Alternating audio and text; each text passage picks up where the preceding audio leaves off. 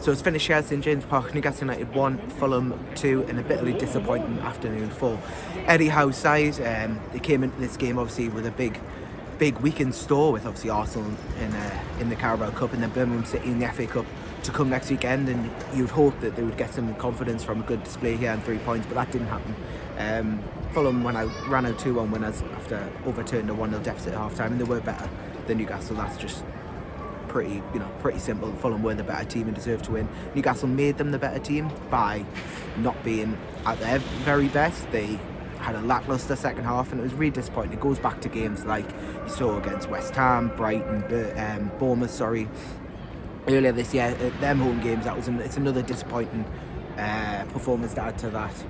And yeah, just it's another one where you think Newcastle was taking a couple of steps forward. Obviously a brilliant run recently, ended by the Bournemouth win. Then they go up at Southampton last week and win, and you think, right, can they build up a little bit of momentum? And then Fulham come to town and do a job on them, unfortunately. The first half, Newcastle started all right. I think it was pretty even, although they did get the goal through Jacob Murphy. It was a good goal from Jacob Murphy. Fair, Gordon took the ball down brilliantly, sprinted pretty much a full half of pitch, squared it across. It took a nick off the defender, but Jacob Murphy gambled that it was fault to him, and it did fault him, and he slammed home. And Newcastle went into the break 1-0 up, and you think, and as I've said numerous times in these, you think, can they go in the second half? Can they make that count? It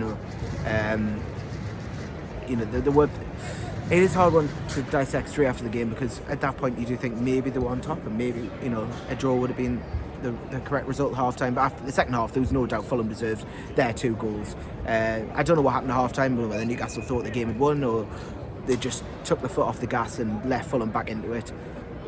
And they deserve an equaliser through Jimenez. It was a little bit of a mistake. The ball gets played through and Jimenez scores. Jimenez likes a goal against Newcastle. He does well.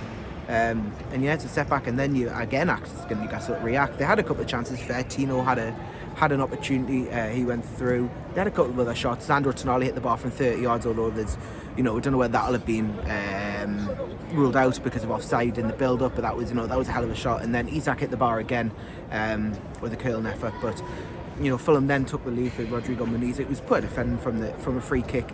I think it was debate whether the free kick should have been given. I think Anthony Gordon was fouled, and he was fouled in the build-up. That was poor. Chris Kavanagh had a really poor game today. That obviously don't want to go all Arsenal and blame the referee for this defeat, but it was a poor game from him.